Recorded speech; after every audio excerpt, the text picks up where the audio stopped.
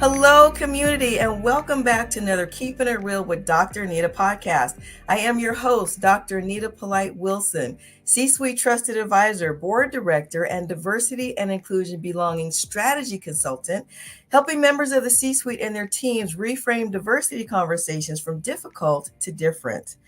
This month, we celebrate Women's History Month, and on Real Conversations from the C-Suite, I am beyond thrilled to share with you and introduce you to some CEOs that are cohorts in my Goldman Sachs 10,000 Small Business program. We are proud to be scholars of cohort 31, which will be the last live cohort of this program after it's running for 14 years.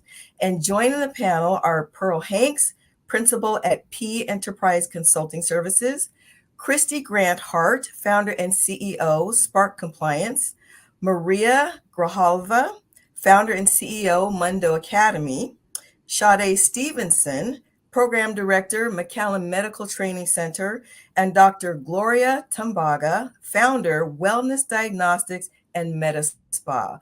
Welcome to each and every one of you ladies. I'm so excited you're here with me. We are too. Yes, thank you for having us. You are welcome. It is my pleasure. Absolutely. So first and foremost, even though we are very stoic CEOs, let's talk about fashion. And what I mean by that is I've asked you to wear the colors of Women's History Month, which are green, purple, and white. So audience, just to ground you in the meanings of these colors, green is associated with hope and optimism that come with progress and change. Purple is associated with dignity and determination of women who fought for their rights. And white is associated with the purity of women's intentions and the clarity of their message, which includes a commitment to nonviolent protest. So ladies, our warm-up question of the hour is this: regardless of what color you chose to wear today, and thank you very much for honoring the colors of Women's History Month, which color do you most resonate with, and who wants to go first? I'll go. Go ahead, Kristy. All right. Hi. Kristy and then Pearl. Hi. So I'm wearing green with hope and optimism, but I think I most resonate with the idea of purple, especially when I think about the suffragettes and the women who fought to get us the right to vote. Makes me very proud and happy about them. Thank you. Love it. Pearl.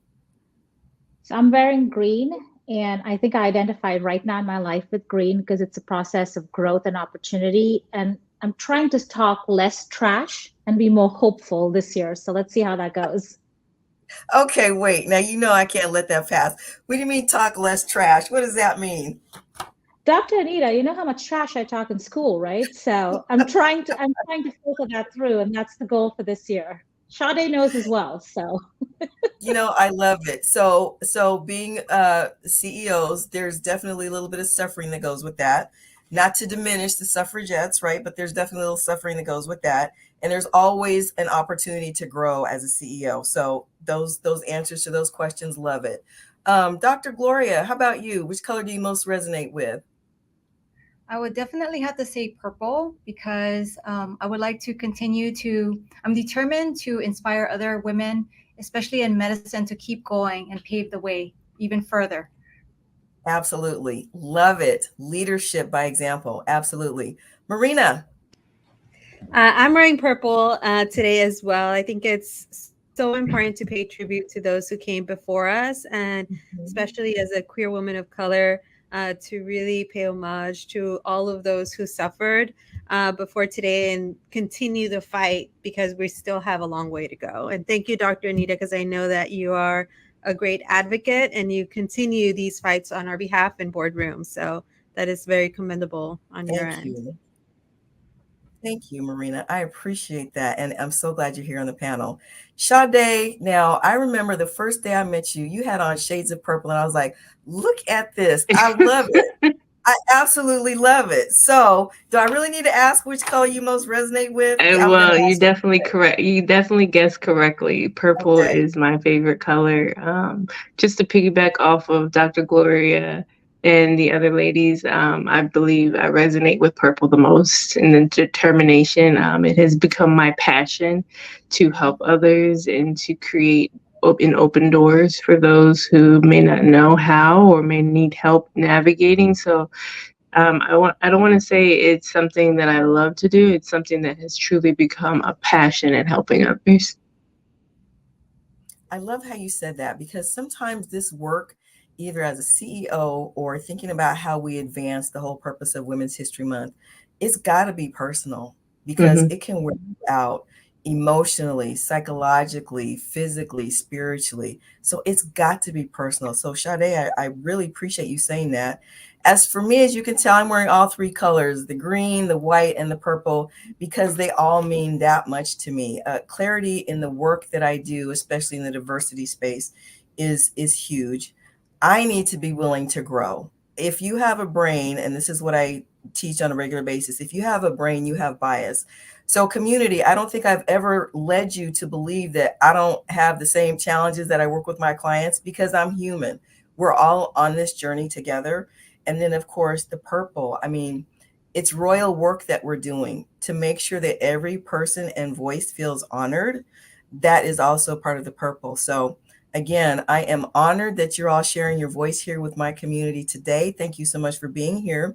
And our question of the hour is this: what was the catalyst for your entrepreneurial journey? And while you're thinking through that, I want to remind the community that on the monologue this month, I talked about different pioneers, women pioneers, specific to the areas of STEAM, science, technology, engineering, arts, and math. And I believe I have a representation of each one of those focus areas here on the panel. So ladies, whoever wants to go first, again, the question of the hour is this: what was the catalyst for your entrepreneurial journey? All right, I'll start. This is Kristy. My very first entrepreneurial endeavor was I started a production company when I was 20. I was a film and television grad, and I created a pilot for a TV show relating to travel, because I was passionate about all of that, and I thought it'd be really fun. Fast forward a bunch of years, and I wanted to be partner at the law firm that I was at. They sent me to London. There was one female partner in the entire continent of Europe, including the UK. And that year, that law firm made 0 female partners and was absolutely lambasted in the press. And it was one of those moments where I thought, I really wanted to be partner. I think I can do this. So in my next executive job, I couldn't shake it. And I really knew that I was meant to go out there and essentially prove them wrong, that I really could get clients and I could get the kind of world-class companies that they could get, even though I didn't have their name. And that has proven true. But if you ask for the very specific moment, my last year as a chief compliance officer executive, my boss, who I didn't love, came in and told me that I was getting a 3% raise and I should be incredibly grateful for that. And I thought, okay, no, I'm going to go out there and prove my worth and get paid what I deserve. And I will know that because that's what the market's going to pay for. So that kind of screw you moment was really big in getting me where I am now. I love your story. Knowing you for the few weeks that I've known you, it doesn't surprise me. It is totally Kristy. But I have to say, that whole moment where you said, you know what, I'm worth more than this in the marketplace, and I'm going to go out there and prove it. That was part of my story as well. But I want to hear from you all. Thank you for sharing your story, Kristy. I appreciate it. Who wants to go next? I can go next. Okay. Yeah. Ever since I was young, I think I always had business ideas. I'm sure like all of us did. I just had random ideas all the time of ways or types of businesses that I could start. I started in education. I'm the founder of Mundo Academy, which is a tutoring company. And I started in education straight out of college. I majored in math and in Romance languages, so I could always find teaching jobs. So I found myself continuing being a teacher. I taught in the classroom for about 10 years, but I always knew that that wasn't necessarily the path that I wanted to follow. Even though I understood education, I wanted to be a part of it. I didn't want to be in the classroom, and I felt deep inside that that's not necessarily where I belonged. So I started tutoring after school at some tutoring centers in Koreatown in Los Angeles, and I saw how those centers ran. And I just thought, you know what, I can do this. It's now or never.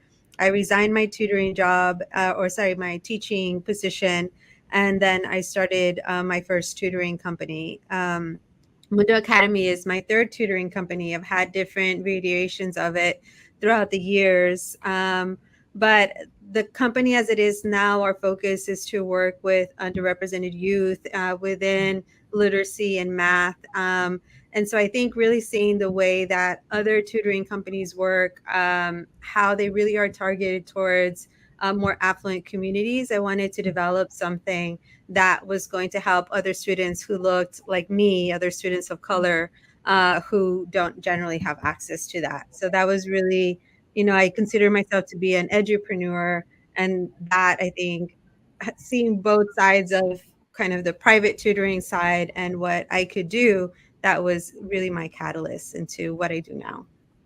I love your story. And community, I want you to notice when you have expertise, you can create your own category. So she's an edupreneur. I've never heard that before. We're just going to run with that for the rest of the series. Thank you, Marina. And the other thing I wanted to call out to the community was the fact that we can make systemic change. She noticed something in the educational system and she said, I can do better. And that's what I'm going to do. So I appreciate that about your story, Marina. Thank you. Pearl, Dr. Gloria, Sade, who wants to go next? I'll go. Go ahead. So it's Pearl Hanks, and since it's keeping it real on this podcast, yes, my catalyst was getting fired. So the reason for that was, and I'm sure a lot of the women on this panel have been said that often, you're too much. So the last company I worked for said, I'm way too much. And they hired a business coach to kind of temper who I am. And for the longest time, I always thought, oh no, I'm not going to be able to make it in the C-suite and do all these different things because I'm just too much. And I think Kristy can identify with that. She chatted as well on that. Always. 100%. Always. Exactly. In dating, in life. Yes. Too much. I have to say the catalyst was, being fired because of being too much. And that's what's brought me to my consulting company, which primarily focuses on empowerment and the growth of people by just being who you are. So we don't have any categories. We don't have any specific directions on what you are. I encourage my team to be entrepreneurial people. My focus is if I can develop your resume where everybody wants to work for you and work with you, but you choose to stay because it's an environment that's based on being who you are, that would be success for me. I love your story. For some reason, I'm really fighting not getting emotional when you said, because you were perceived as being too much. No one considered that the organization wasn't enough for you, right? No one considered the fact that the organization did not allow you room to grow in a way that would also benefit the organization. And I think not only is it insulting to tell a strong woman that she's too much, it's also short-sighted, because those are the people that actually develop your business and make you successful. And when you can't figure that out, we will, the women on this panel and other women that we will step outside those boxes and show up and not be too much to be successful. Can I get an amen, ladies? Amen. Well said. Amen. Well there said. you go. Amen. Sade, I think you were next. So, well, as a nurse, I was trained to be a problem solver. When you're in training, I did not think I would go into business initially, but I saw a problem. I saw a problem of, I would say, lack of professionalism or lack of top tier education for entry level positions. And I say that because there was a lot of focus on baccalaureate and master's degree programs, but that entry level opportunity, I felt like that training was lacking, because I experienced it firsthand when I was practicing in the hospital or practicing and taking care of physicians. I just saw a lack of professionalism. So as an edupreneur myself, I saw a problem and tailored my programs and tailored my training programs to not only be able to give you a certificate or license to create a new career and a new source of income, but also create that structure of professionalism for you to go and represent yourself, represent the company that you're working for, and provide safe and a high standard of patient care when you enter these delicate situations, when you're working in high stress environments, knowing how to handle yourself, to be quite honest. I did see that there was a lack of, and so that's where our program began, and that's where it was born, to create and to solve that problem of helping you get into the career, helping you to work in the healthcare industry, but also giving you a solid foundation. So that's how our programs have evolved, and we've grown to offer different types of licensing, but that's where it originated. You know, Sade, what I hear is you saying you gave people permission to think beyond the box that an organizational structure would try to hold them in. You gave them a vehicle to move forward. You gave them the encouragement to believe in themselves, and you gave them the space to spread their wings and the runway to take off. That's what I just heard you say. And I want to say congratulations, because that is huge. It's one thing to be a CEO of an organization and to provide opportunity for other people. But it's another thing within that process of being a CEO and providing an opportunity that you change people's lives. And I want you to take this moment based on what you just said and be in awe of the fact, all of us, but in particular Sade, and helping people develop a career that is meaningful and necessary and yet so often underappreciated. Well, thank you. I appreciate that. Created a pathway for people's lives to be changed. And I applaud you for that. Well, you know, I don't necessarily take the time to slow down to appreciate that. So I appreciate you for saying that. Absolutely. And you know, community, we all need to take the time to slow down. I put out a post last week for Valentine's Day, reminding us to love ourselves and to slow down, take a breath, think about where we've been for the last 10 years, and appreciate what it took to get where you are today. That is so critical. We always can't just be looking for the next. We always can't be looking to achieve that next accomplishment, but we need to take a beat, take a breath, and look back and say, I've done some things, and it's okay to be proud of that without being boastful and still maintaining your humility. So I'm giving you all your flowers. And Dr. Gloria, tell us about the catalyst for your business. For me, I think it was growing up from coming from a low socioeconomic status and having lost my mother at a young age and becoming a foster kid in the system in Hawaii. And so I didn't even think that I was going to have my own business. But just growing up in that environment, always thinking of what's my next step in terms of like, how am I going to survive and get out of this? I just studied a lot and I tried to do my best in school, even though I wasn't always the best student. But I had that as my focus throughout my life. And so I grabbed onto education and I wanted to know why my mother passed away, why this, why that. And there were a lot of odds against us coming from a mother of 5 kids, no resources, abusive families and spouse at the time. And so I always went back down to that dark place. And I told myself that I don't ever want to be there again. And what can I do to get out of this? And so that's what led me to pursue the medical field. And so I didn't think I was smart enough. So I always knew that I wanted to do something in medical because it was, at the time, I found that it was more healing for me to figure out why this, why that. And then I found out what the science was behind, the death of my mother.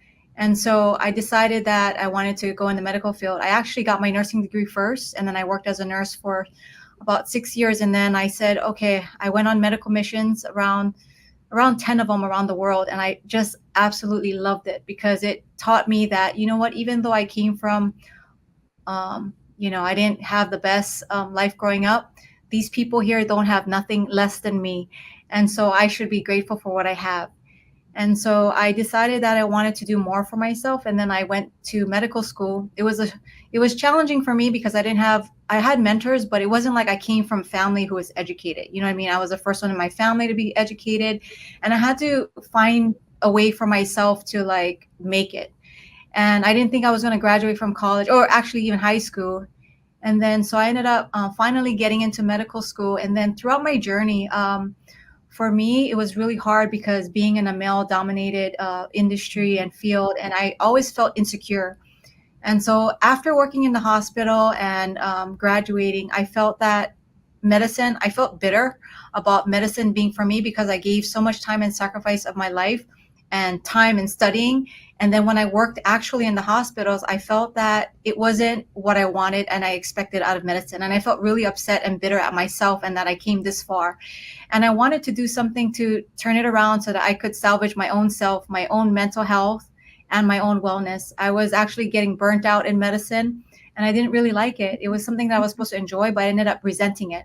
And so I stopped medicine, working at the hospitals, and I said, look, I'm just going to start my own clinic.